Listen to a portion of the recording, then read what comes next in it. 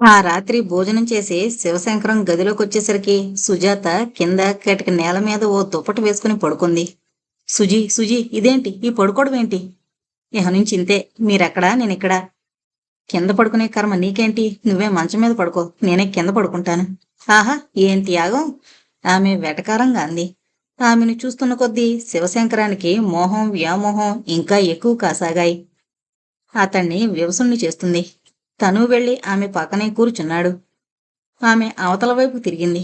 అతను బలవంతంగా ఆమెను తన వైపుకు తిప్పుకున్నాడు. సుజయ్, మొదటి రోజే చెప్పాను నీకు, ఈ ప్రపంచంలో నాకు అందరికన్నా నువ్వే ఎక్కువని. తల్లి తండ్రి అక్క బావ ఎవరైనా కాని నీ ముందు దిగదుడిపే. సుజాతకు ఆ మాటలు అమృతంలా వినిపిస్తున్నాయి. కాని అంత మాత్రాన ఆమె అతనికి వశం కాదలుచుకోలేదు. మాటలు కాదు, చేతల్లో చూపించండి మీ ప్రేమను. ఏం చేయమంటావ్? అడిగాడు శివశంకరం. ఈ ఊరు నుంచి ఇంకెక్కడికైనా ట్రాన్స్ఫర్ చేయించుకోండి, వెళ్ళిపోదాం. అమ్మను నాన్నను విడిచి వెళ్ళిపోవడమా? ఇక్కడే ఉంటే ఇంటి బాకీ మీరే కట్టుకోవాలి. ఇంటి బరువంతా మీరే మొయ్యాలి. రేపు ఎటుపోయి ఎటొచ్చినా బాధ్యతంతా మీదే అవుతుంది. శివశంకరం ఆలోచనలో పడ్డాడు. సుజాత చివరి బ్రహ్మాస్త్రాన్ని ప్రయోగించింది. చెప్పింది నచ్చక వేరుపడ్డం ఇష్టం లేకపోతే మీరు ఆ మంచం మీదనే పడుకోండి. నేనిక్కడ, మీరక్కడ. కాదు, నేను చెప్పినట్టు చేస్తానంటారా? నేను ఆ మంచం మీదకే వస్తాను. శివశంకరం భార్య వైపు చూశాడు. ట్యూబ్లైట్ వేశాడు. ఆ పాలకాంతిలో సాలార్జంగ్ మ్యూజియంలోని పాలరాతి శిల్పంలా ఆమె మనోహరంగా కనిపిస్తోంది. తెల్లని గాజులు, తెల్లని చీర, తల్లో తెల్లని మల్లెలు. ఆమెను గబుక్కున కౌగిట్లోకి లాక్కుని, చెప్పాను కదా నీకేం కావాలంటే అది ఇస్తానని. అయితే కొంచెం టైం ఇవ్వు అన్నాడు అర్థిస్తూ. సుజాత కోపంలాడింది. రాత్రి గడిచిన తర్వాత రాత్ గయా బాత్ గయా అనకండి అంది. నిద్రలేచిన తర్వాత సుజాత భర్తకు కాఫీ తనే తీసుకువెళ్ళిచ్చింది. తను కాపురానికొచ్చిన దగ్గర నుంచి క్రమక్రమంగా శివశంకరానికి ఏం అవసరమైనా అవన్నీ తనే చూసుకోవడం మొదలుపెట్టింది. కామేశ్వరమ్మను నిదానంగా కొడుకు అవసరాలు కనుక్కోవలసిన బాధ్యతల నుండి దూరం చేసింది. కాఫీ ఇస్తూ తామిద్దరికై వినిపించేటంత లోగొంతుతో అంది. పోనీ ఇంకో పని చెప్తాను, చేస్తారా? నా మాటల్లోని ఔచిత్యం మీకే తెలుస్తుంది. శివశంకరం పేపర్ నుండి దృష్టి మరలించి సుజాత రేగిన జుట్టువైపు, అలసిన కన్నుల వైపు, వడలిన మొహం వైపు, నలిగిన చీరవైపు చూస్తూ ఏంటో చెప్పు అన్నాడు. మీ నాన్నగారిని మీ బావగారికి ఫోన్ చేయమనండి. గొంతు మీదకొచ్చింది, అర్జెంటుగా డబ్బు కావాలి, ఆ 2 లక్షలు పంపించమని. శివశంకరం మాట మారుస్తూ అన్నాడు. కాఫీ చాలా బావుంది. డబ్బు రాబడితే ఇంకా బావుంటుంది. ఆ మాటే 1కి 10 సార్లు చెప్పింది. అతను స్నానం చేస్తున్నప్పుడు వీపు రుద్దుతూ చెప్పింది. టిఫిన్ పెడుతూ చెప్పింది. డ్రెస్సు వేసుకుంటున్నప్పుడు చొక్కాకు గుండీలు పెడుతూ చెప్పింది. శివశంకరం ఓ నిశ్చయానికొచ్చాడు. గుండె చిక్కబట్టుకున్నాడు. మరునాటి రాత్రి తండ్రితో కలిసి భోంచేస్తున్నప్పుడు తల్లితో అన్నాడు. అమ్మా, మీ కోడలు కాపురానికొచ్చి 6 నెలలు దాటిపోయింది. నేను 3 నిద్రలకు వెళ్ళినప్పుడు అప్పుడే కదా అక్కయ్యకు నాన్నగారు 2 లక్షలు ఇచ్చారు. నేనివ్వలేదు, అది పట్టుకుపోయింది. నిష్ఠూరంగా అన్నాడా తండ్రి. పోన్లేండి, అవసరానికి అడిగింది, మనమిచ్చాం. ఇప్పుడు మళ్ళీ ఇవ్వమంటే బావుండదేమో. అందులో తప్పేముంది? కోడల పిల్లొచ్చినా ఈ పాత కొంపలోనే పడుండడం నాకేం బావుండలేదు అంది కామేశ్వరమ్మ. భోజనాలయ్యాక నలుగురు హాల్లోకి చేరిన తర్వాత అల్లుడికి ఫోన్ చేశారు. మామగారి మాటలకు సరిగ్గా స్పందించలేదు పుల్లారావు. నేను ఇబ్బందుల్లో ఉన్నాను మామయ్యగారు. అయినా ఆ 2 లక్షలు నేను వాడుకోలేదు. అందులో 1 లక్ష పెట్టి మీ అమ్మాయి ఓ డైమండ్ నెక్లెస్ కొనుక్కుంది. కామేశ్వరమ్మకు తన కూతురు డైమండ్ నెక్లెస్ కొనుక్కుందన్న సంగతి ఎంతో సంతోషం కలిగించింది. ఫోను తన చేతిలోకి తీసుకుని కిరణ్మయితో అంది. ఏమమ్మా, డైమండ్ నెక్లెస్ కొనుక్కున్నావా? సంతోషమమ్మా. డైమండ్లు మంచివేనా? బాపులాల్ కొట్లోనేనా? వజ్రాల విషయంలో అతనే నికార్సులే. ఆ డైమండ్స్ పెట్టుకున్నప్పుడు నిన్ను చూడాలనుందే తల్లి. రేపు సంక్రాంతికి నువ్వు అల్లుడుగారు రాకూడదు? కిరణ్మయి ముద్దు ముద్దుగా తల్లి దగ్గర గునిసింది. అమ్మా, మీ అల్లుడుగారు అంటున్నారు కూతురు డైమండ్ నెక్లెస్ కొనుక్కుంటే ఆ డబ్బు తిరిగిచ్చేయాలా అని. పెళ్ళప్పుడు 10 కాసుల బంగారం కూడా సరిగ్గా పెట్టలేదు కదా. ఇప్పుడు మనవడు కూడా పుట్టాడు. ఈ సమయంలో వజ్రాల నెక్లెస్ ఇవ్వడం బావుంటుంది కదా అని అంటున్నారే. కూతురు పలుకులు విన్న కామేశ్వరమ్మ అవ్వాక్కయింది. ఏమందమ్మా అక్కయ్య? శివశంకరం ఉచ్చుకత్తతో అడిగాడు. ఆ డైమండ్ నెక్లెస్కైన డబ్బు తిరిగి ఇచ్చేయమని అడగద్దు అంది. సుజాత కళ్ళు చికిలించింది. ఎంత తెలివైంది తన ఆడబిడ్డ అనుకుంది. భర్త వైపు మీ అభిప్రాయం ఏంటి అన్నట్టు చూసింది. శివశంకరం తండ్రి వైపు చూశాడు. కుటుంబరావు గోనున్న దేవుడి పటం వైపు చూశాడు. ఏ జవాబు చెప్పలేక నిద్రొస్తోందిరా అంటూ ఆయన ఆవలించాడు. శివశంకరం సుజాతతో తన గదిలోకి వెళ్ళాడు. కొడుకు కోళ్ళు అవతలకు వెళ్ళిన తర్వాత భార్యతో గుసగుసలాడాడు కుటుంబరావు. ఇదేంటే అమ్మ ఇలా చేసింది? కామేశ్వరమ్మ తన భర్త మాటకు వంత పలకలేదు. మనం ఎలాగూ పెట్టలేమని దానికి తెలుసు. అందుకనే అవకాశం వచ్చింది కదా అని జాగ్రత్త పడింది. కుటుంబరావుకు తన భార్య మాటల్లోనే అంతరార్థం తెలిసిపోయింది. ఇప్పుడు ఆ డబ్బు రాదనుకుంటాను. పోనిద్దరు ఆడపిల్లకిచ్చిన దానికి కకృతి పడతావా? కుటుంబరావుకు ఆ రాత్రి కంటి మీద కునుకే లేదు. తన ఆర్థిక పరిస్థితిని గురించిన ఆలోచనలు కందిరేగల్లా కుడుతున్నాయి. ఆ ఇంట్లో ఉన్నది నలుగురు మనుషులే అయినా ఆ నలుగురు నాలుగు ప్రపంచాల్లో ఉంటున్నారు. కుటుంబరావును తాకట్ల తమ్మయ్య ఎక్కడ కనిపిస్తే అక్కడ తన అప్పు తీర్చేయమని ఒత్తిడి చేస్తున్నాడు. తమ్మయ్య ఇంటి పేరు తాకట్లు కాదు, కానీ తెలిసిన వారందరూ అతనికి ఆ బిరుదిచ్చేసి ఆ బిరుదు నామాన్నే అతని ఇంటి పేరుగా మార్చేశారు. అతనికో టెక్నిక్ ఉంది. పరిచితుల్లో ఎవరికి డబ్బు అవసరం ఉందో ముందు ఆరా తీస్తాడు. అతను డబ్బు కోసం కావవే ఈశ్వర అంటూ గజేంద్ర మోక్షంలో పద్యాలు పాడుకునే స్థితికొచ్చే సమయంలో ఆ విష్ణుమూర్తిలా అతని ముందు ప్రత్యక్షమవుతాడు. చూడు బాబు, నీకు డబ్బు అవసరం నాకు తెలుసు. నా దగ్గర డబ్బుంది. అది పిల్లలు పెడితేనే కాని నాకు తోచదు. పిల్లలంటే తెలుసుగా, వడ్డీ అన్నమాట. అయితే నేను అత్యాసపరుని కాదు. అవతల వాళ్లను పీడించి రక్తం తాగేవాణ్ణి కాదు. చాలా తక్కువ వడ్డీకి అప్పిస్తా. ఎంత కావాలంటే అంత. ఈ మాటతో అవతలవాడు తాకట్ల తమ్మాయికు వశమైపోతాడు. కసాయివాడు గొర్రెను చంపేటప్పుడు 2 వేట్లు వేసినట్లే రెండో దెబ్బ కొడతాడు. అయితే ఒక షరతుంది. డబ్బు తీసుకునేటప్పుడు ఇంటినో తాకట్టు వస్తువునో నాకు అమ్మేసినట్లు ముందే క్రయపత్రం రాసివ్వాలి. అనుకున్నట్టుగా సకాలంలో తాకట్టు డబ్బు కట్టేశావో నువ్వు నేను హాయిగా ఉంటాం. డబ్బు కట్టక ఇబ్బంది పెట్టావో నేను హాయిగానే ఉంటాను. నువ్వే మనశాంతి కోల్పోతావు. తాకట్టు వాకట్టు అవుతుంది. తమ్మయ్య కబుర్లను డబ్బు అవసరమున్న మనిషి పట్టించుకోడు. తన అవసరానికి డబ్బు సర్దుబాటు అవుతుంది. అప్పు విషయంలో వడ్డీ కూడా చాలా తక్కువ. అనుకున్న సమయానికన్నా ముందే డబ్బు మొత్తాన్ని అతని మొహం మీద విసిరి కొడతాను. అలా అనుకుంటూ క్రయపత్రం రాసిస్తాడు సదరు బాకీదారుడు. కుటుంబరావు కూడా ఆ విధంగానే చేశాడు. అప్పుడు శివశంకరం ఫైనల్ ఇయర్ చదువుతున్నాడు. అంతా ఎంత 1 సంవత్సరం కళ్ళు మూసుకుంటే శివుడి చదువైపోతుంది. తర్వాత వాడికి మంచి ఉద్యోగం వస్తుంది. అప్పుడు వాడు తను కలిస్తే తమ్మయ్య అప్పెంత అని ధీమాగా అప్పు చేశాడు. సొమ్ము చేతిలోకి రాగానే కామేశ్వరమ్మ పిల్ల పెళ్లి చేసేద్దామండి అంటూ పట్టుబట్టి కూర్చుంది. ఆలోచించగా భార్య సలహాలో తర్కం ఉందని ఆయనకు అనిపించింది. డబ్బు ప్రవాహం లాంటిది. అది నిలకడగా ఉండదు. ఉన్నది కాస్త కరిగిపోతే ఆ తర్వాత కిరణ్మయి పెళ్లి చేయడం తనకు వీలవుతుందా? కాదు అనుకొని ఆ వచ్చిన డబ్బులో పెద్ద మొత్తమే ఖర్చు చేసి ఉన్న ఒక్కగానొక్క పిల్ల పెళ్లిని ఘనంగా జరిపించాడు. మిగిలిన డబ్బు శివశంకరం చదువుకు సరిపోలేదు. ప్రావిడెంట్ ఫండ్ లో లోన్ తీసుకున్నాడు. రిటైర్ అయిన తర్వాత పెన్షన్లో 3వ వంతు ముందుగా తీసుకుని కొడుకు చదువును ఓ గట్టెక్కించాడు. శివశంకరానికి ఉద్యోగం రావడం 2 ఏళ్లు ఆలస్యమైంది. కుటుంబరావుకు ప్రశాంతత కరువైంది. ఇంట్లో ఖర్చులు ఎక్కువయ్యాయి. ఇంటి మీద తెచ్చిన అప్పు తీర్చవలసిన గడువు దగ్గర పడుతోంది. 2 రోజుల క్రితం తాకట్ల తమ్మయ్య రైతు బజార్ దగ్గర కనిపించాడు. రిటైర్ అయినప్పటి నుంచి పొద్దున్నే పాలు, 8ంటికి కూరలు తీసుకురావడం కుటుంబరావు అలవాటుగా మార్చుకున్నాడు. 8ంటికి కూరగాయల దగ్గర తమ్మయ్య కంటపడ్డాడు. కుశల ప్రశ్నలైన తర్వాత తమ్మయ్య సూటిగా అడిగేశాడు. కుటుంబరావు గారు, టైం దగ్గరకొస్తోంది. ఇల్లు ఇచ్చేద్దాం అనుకుంటున్నారా? అప్పు తీరుద్దాం అనుకుంటున్నారా? అప్పు తీరుద్దాం అనుకుంటున్నాను. కుటుంబరావు తల వంచుకుని సమాధానం చెప్పాడు. అది మేమంతా ఉంటున్న ఇల్లయ్యా. తెలుసు. ఆ ఇంట్లోనే మీ 2 పిల్లలు పుట్టారు. ఆ ఇంట్లోనే మీ అమ్మాయికి పెళ్లి జరిపించారు. ఆ ఇంట్లోనే పెరిగి పెద్దవాడై మీ అబ్బాయి పెళ్లి చేసుకుని ఉద్యోగానికి వచ్చాడు. అన్నీ తెలుసు నాకు. ఒకవేళ మీరు డబ్బు కట్టలేకపోతే అది పాతిల్లైనా సరే అప్పు కింద జమ వేసుకుని మిమ్మల్ని రుణ విముక్తుని చేయడానికి నాకేం అభ్యంతరం లేదు అన్నాడు తమ్మయ్య నిష్కర్షగా. ఇంకా గడువుందిగా, మళ్ళీ కలుస్తాను. కూరలు తీసుకుని కుటుంబరావు ఇంటికొచ్చేశాడు. కొడుకుతో చెబుదామని 1-2 సార్లు ప్రయత్నం చేశాడు. కుదరలేదు. ఎప్పుడు చూసినా శివశంకరం కోడల పిల్ల కలిసే ఉంటున్నారు. లేచింది మొదలు వాడు ఆఫీస్కి వెళ్లేదాకా ఒకటే ఎకేకలు పకపకలు. ఆఫీస్ నుంచి శివుడు వచ్చేసిన తర్వాత ఇద్దరూ షికారుకు వెళతారు.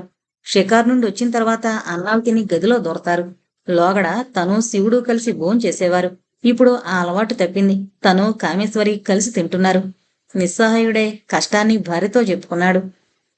పిల్ల పెళ్లికి తొందరపడకపోతే ఇప్పుడే ఉపద్రవం ముంచుకొచ్చేది కాదు. బావుంది. ఇది ఓ తండ్రి చెప్పవలసిన మాటేనా? అలా చేశాం కనుక ఒడ్డున పడ్డాం. లేకపోతే డబ్బు ఖర్చయిపోయేది. ఇటు కిరణమై కూడా గుండెల మీద కొంపట్లా ఇంట్లో కూర్చుండిపోయేది. సరే, పిల్ల పెళ్లి చేశాం, బావుంది. మరి ఇప్పుడు ఈ ముప్పుని ఎలా తప్పించుకోవడం? ఏది పరిష్కారం? కన్నవాడే మనకో దారి చూపించాలి. వాడే కదా మనకు ఆధారం. వాడు నాకు దొరకడం లేదే. ఎప్పుడు చూసినా కోడల పిల్ల వాడు. అది ఇబ్బందేనా? రాత్రికి కోడలు నేను భోజనాల తర్వాత చేస్తాం. మీకు వాడికి ముందు వడ్డిస్తాను. తింటూ మాట్లాడుకోండి. ఇంటి గుట్టు కోడలికి తెలిసిపోతుందేమోనే. తెలిస్తేనే మంచిది. తర్వాత తెలిస్తే నానా రభస అవుతుంది. కామేశ్వరమ్మ తన ప్లాన్ను ఆచరణలో పెట్టింది. సుజాత భర్తతో కలిసి భోజనానికి కూర్చోబోతుంటే, అమ్మాయి కొంచెం సేపు ఆగమ్మా, నువ్వు నేను తిందాం, వాళ్ళిద్దరినీ తినని అంటూ సుజాతను వారించింది కామేశ్వరమ్మ. అలా మాట్లాడడం శివశంకరానికి కూడా ఆశ్చర్యం అనిపించింది. భార్యకు కళ్ళతోనే సంజ్ఞ చేశాడు, ఏమనుకోవద్దు అని. భోజనం మధ్యలో కుటుంబరావు అతనికి తమ ముందున్న సమస్యని చెప్పాడు. తాకట్ల తమ్మాయి సంగతి తెలుసు కదా నీకు? మర్చెంట్ ఆఫ్ వెనీస్ లో షైలాక్ నయం వాడికన్నా. తెలిసి మరి వాడి దగ్గర ఎందుకు తీసుకున్నారు డబ్బు? ఆ ప్రశ్న నువ్వు చదువుకుంటున్నప్పుడు వేయవలసింది. మాటలు దారి మళ్ళుతున్నాయని గ్రహించి కామేశ్వరమ్మ కల్పించుకుంది. అది కాదురా శివ, అవసరానికి అతను ఆదుకున్నాడు. మీ నాన్నగారు తెచ్చారు. అడిగినప్పుడు ఇవ్వకపోతామా అన్న ధైర్యంతో. ఇప్పుడు అతను అడుగుతున్నాడు. ఎలాగోలా ఇచ్చేయడానికి మార్గం ఆలోచించు.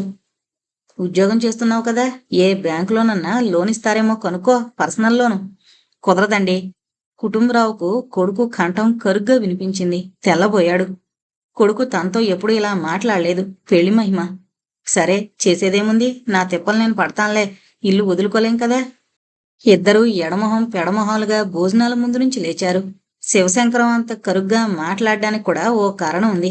తండ్రితో చెప్పుకోలేని కారణం, అమ్మకు కూడా తెలియని కారణం, సుజాతకు ఇంతవరకు అతను చెప్పని విషయం. అదే విషయం మళ్ళీ పడకటింట్లో ఆ కొత్త దంపతుల మధ్య ప్రస్తావనకొచ్చింది. ఇది మనిల్లు కూడా కదండి. మామగారినొక్కరిని ఈ బరువు మోయమండం సరికాదేమో, ఆలోచించండి. ఏం ఆలోచించినా ఈ బరువు నేను మోయలేను. మార్గాంతరం ఉంటే చెప్పు, వింటాను అన్నాడు విసుగ్గా. మీ బావగారు మీ అక్కయ్య గారి ద్వారా డబ్బు తీసుకున్నప్పుడు మీరు కూడా మీ మామగారి ద్వారా అదే పని చెయ్యొచ్చు కదా. అంటే ఇద్దరం మా నాన్నగారి దగ్గరకు వెళదాం. ఇక్కడి పరిస్థితులు ఆయనకు తెలిసినవేగా, సాయం చేయమని అడుగుదాం. శివశంకరం పేలవంగా నవ్వాడు. కట్నమే ఇవ్వలేకపోయారైనా ఇప్పుడు డబ్బు సర్ది సాయం చేయమని అడిగి ఆయనను ఇబ్బంది పెట్టకూడదు మనం. అప్పుడు కట్నం ఇవ్వలేదు కనుకే ఇప్పుడు సాయం చేయమని కోరడం. సరే, నువ్వు చెప్పినట్లే చేద్దాంలే. 1-2 రోజుల్లో వెళదాం. ఆఫీసుకు వెళ్లేసరికి మరో ఉపద్రవం వచ్చి పడింది శివశంకరం మీద. గ్యారంటర్ సంతకాలు పెట్టిన కిరీటి సౌజన్యరావులిద్దరూ అతని సీటు దగ్గరకు వచ్చారు. ఒకసారి టీ తాగొద్దాం రారా అంటూ క్యాంటీన్కు తీసుకువెళ్లారు. టీ తాగుతుండగా అడిగారు, ఏరా, నువ్వు ఇన్స్టాల్మెంట్స్ సరిగ్గా కడుతున్నావా? ఆ ప్రశ్న విన్న శివశంకరం గిల్టీగా ఫీల్ అయ్యాడు. లేదురా, బకాయి పడ్డాను. కిరీట్ అన్నాడు, లోన్ తీసుకుంది నువ్వు, నోటీసులొచ్చింది మాకు. శివశంకరం తలెత్తి అతని కళ్ళల్లోకి సూటిగా చూడలేకపోయాడు. సౌజన్యరావు అన్నాడు, నీ అకౌంట్ క్లోజ్ చేశారట. నువ్వు ఆ లోన్ అకౌంట్ అంతా ఒకసారి ఇప్పుడు కట్టాలట. నువ్వు కట్టకపోతే ఆ సొమ్మును మా చేత కట్టించుకుంటామని మాకు నోటీసులు పంపారు. నువ్వు ఎలాగైనా సరే ఆ లోను క్లోజ్ చేసేరా, లేకపోతే నీకు గ్యారంటీ ఉన్నందుకు మా కుటుంబాల్లో గొడవలు వస్తాయి. కట్టేరా ప్లీజ్. శివశంకరానికి తను పాతాళంలోకి పడిపోతున్నట్లుగా అనిపిస్తోంది. ఏం చెప్పలేకపోయాడు. గుండె బరువుగా కొట్టుకుంటోంది. అలాగే అంటూ టేబుల్ ముందు నుంచి లేచి క్యాంటీన్లో నుంచి బయటకొచ్చేశాడు. వెళ్లి తన సీట్లో కూర్చోవాలనిపించలేదు. హాఫ్ డే సెలవు పెట్టి ఇంటికొచ్చేశాడు. ఎప్పుడూ అలా రాని కొడుకుని చూసి కంగారు పడ్డ కామేశ్వరమ్మ, ఏమైంది నాన్న, ఏమైంది అంటూ అంగలార్చింది. ఏం లేదమ్మా, తలనొప్పిగా ఉంటే ఇంటికొచ్చేశాను అన్నాడు శివశంకరం ప్రశాంతంగా కనిపించడానికి ప్రయత్నం చేస్తూ. ఇంకా తల్లి ముందే ఉంటే ఎక్కడా తను అసలు విషయాన్ని కక్కేస్తాను అని తన పడగదిలోకి దూరి తలుపులు దగ్గరగా వేసుకున్నాడు.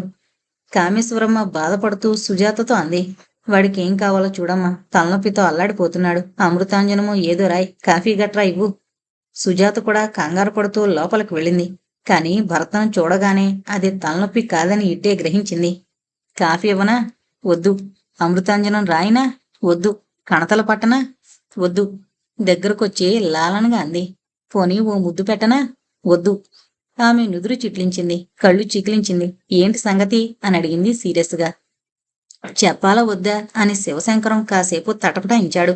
తను చేసిన పని అమ్మకు నాన్నకు చెప్పేది కాదు. సుజాత కోసం చేశాడలా. అందుచేత సుజాత తెలుసుకుంటేనే మంచిది అనుకున్నాడు. వింటే సుజాత ఏదన్నా పరిష్కారం సూచిస్తుందేమోనని ఆశపడ్డాడు. చెప్పిందంతా సుజాత సావధానంగా వింది. నా కోసం అప్పు చేశారు, థ్యాంక్ యూ. కానీ ఆ అప్పుని నేను తీరుస్తాననుకున్నారా, లేక మీరు తీర్చాలనుకుంటున్నారా? నేనే తీరుస్తాను. ఎలా తీరుస్తారు? అదే తెలియడం లేదు. శివశంకరం తల పట్టుకున్నాడు. ఈ లోపల కామేశ్వరమ్మ బయట నుంచి అడుగుతోంది. ఎలా ఉందమ్మా అబ్బాయికి?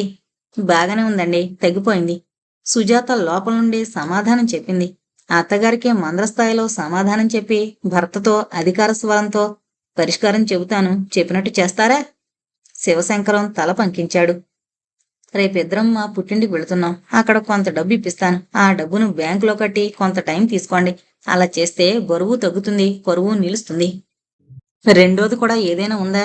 మీకిష్టం ఉన్నా లేకున్నా ఇదే అదను. మీరు ట్రాన్స్ఫర్ చేయించుకోండి. ఈ సమయంలో ట్రాన్స్ఫరా? ఇదే సరైన సమయం. మీకు అర్థం కాదు. మనం ఊళ్ళో లేకపోతే ఒత్తిడి తగ్గుతుంది. నా ఫ్రెండ్స్ ఊళ్ళోనే ఉన్నారుగా, అందుకనే మీ మీద ఒత్తిడి ఉండదు. ఆ బ్యాంకు వాళ్లకు మీ ఫ్రెండ్స్ ఎదురుగా కనిపిస్తుంటారు. వాళ్లను అడుగుతుంటారు. మీ ఫ్రెండ్స్ మిమ్మల్ని అడుగుతుంటారు. ఇదిగో అదిగో అని మీ టైం మీరు తీసుకోవచ్చు.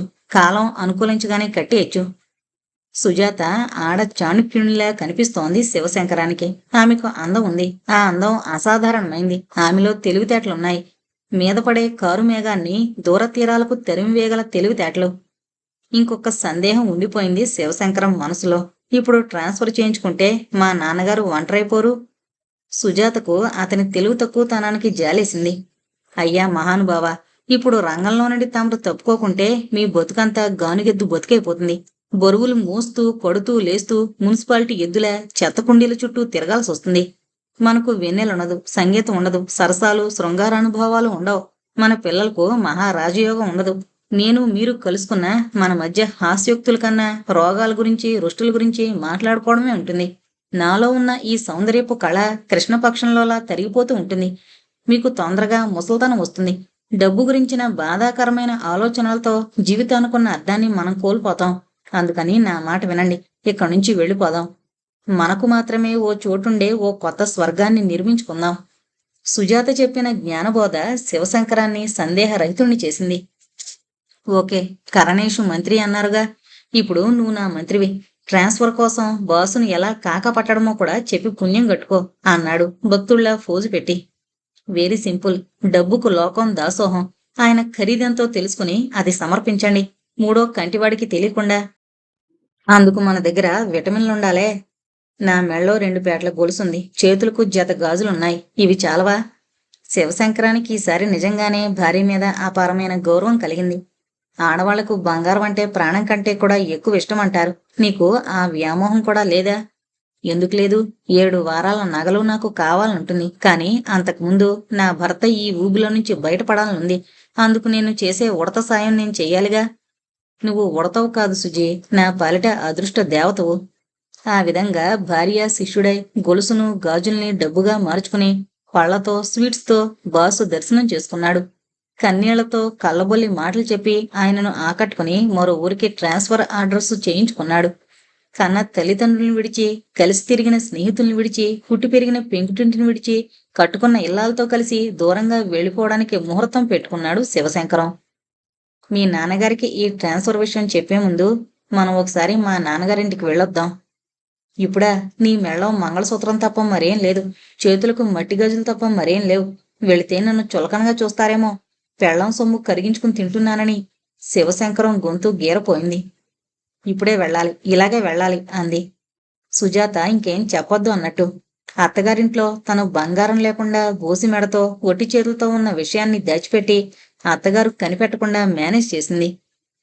పుట్టినింట్లో అవి లేని విషయాన్ని బహిర్గతం చేసి పార్వతమ్మ దగ్గర కంటనీరు పెట్టుకుంది. బిడ్డ కన్నీరు చూసి ఆ తల్లి మనసు విలవెల్లాడింది. ఏంటి తల్లి ఇది? నీ సొమ్ములు కరిగించుకుని తినవలసిన కర్మ పట్టిందా ఇంట్లో?